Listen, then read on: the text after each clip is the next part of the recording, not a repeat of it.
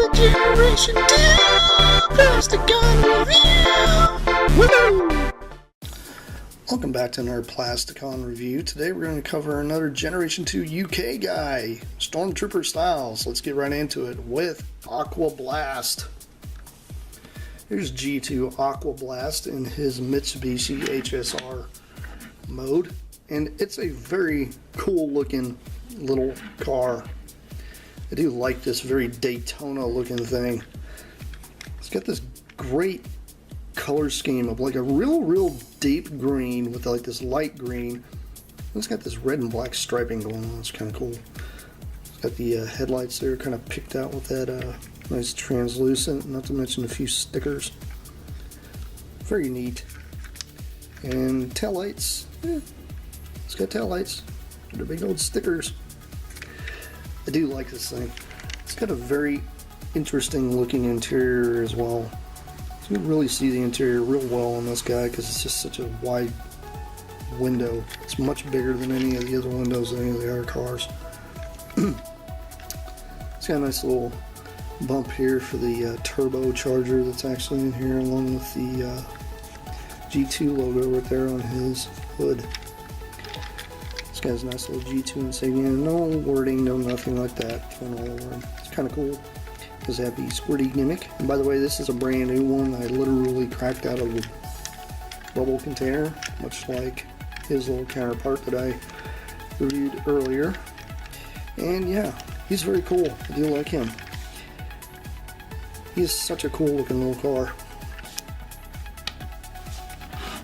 It's not much more to say other than, you know, he's a very bubble looking thing. And there's a lot of people out there, and it looks like a bubble car. It kind of does. Especially for 90s, it's very bubblish looking. Because, you know, I guess, you know, that's about when the bubble car came around, you know, about mid-90s or so, but very neat. I like the idea that the guns are here on the sides, so you squirt the gimmick, you know, the water would squirt out the ends here. And probably end up more on the car than it would actually shooting out, but, you know, that's how it works. Anyhow, let's turn this thing into a robot, shall we?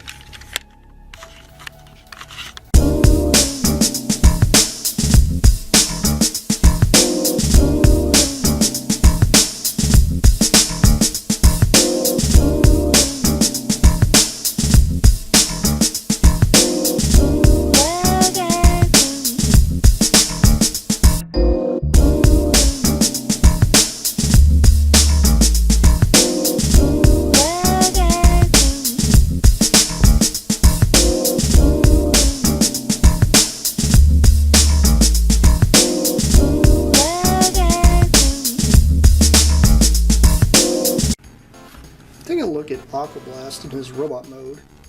It's very cool. Do like this guy a lot. Although a lot of it's obstructed by this gigantic gun he's carrying. This gun itself is basically a double barrel, like, I don't know, this is more like the heavy artillery of the group, I would think.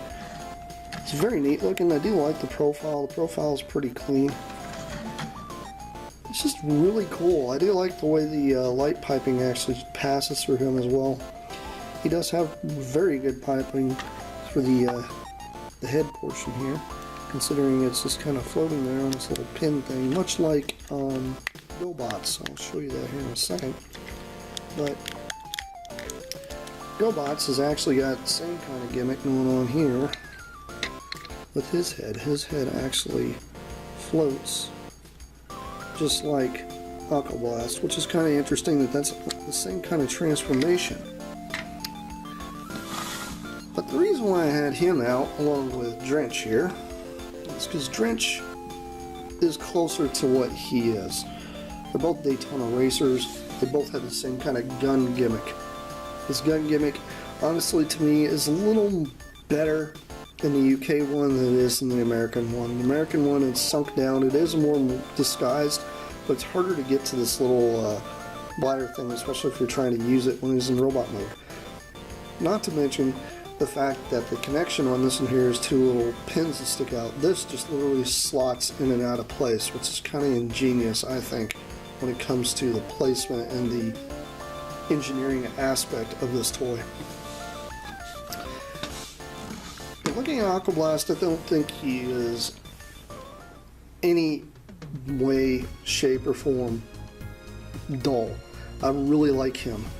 He's very cool. He has a completely translucent chest, which is red and kind of an orange, which is kind of crazy that they use two different colors on that part, which is really odd to see anybody like Hasbro or Takara even do.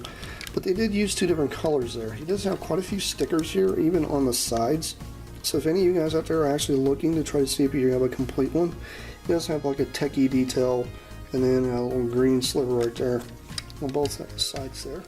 You'll have to remove the gun itself, actually, to see any more of the detail. But he does have a little bit here on his kneecaps. And his kneecaps are kind of a copperish color, which is kind of nice.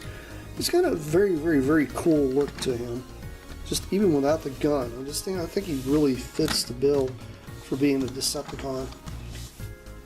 This odd array of colors just kind of pops out when you get him into robot mode. Not to mention the blue. There's like a dark blue here, and the only other dark blue is the interior of the car that you really can't tell until you actually open it up and then, you know, turn him into a robot. It's the only time you actually see any blue whatsoever coming out on him. This is kind of neat. Anyhow, this has been Plasticon. This has been another Generation 2 review. I'll end up having some more, plenty more, coming your guys' way. But this is all I got for now. Bye!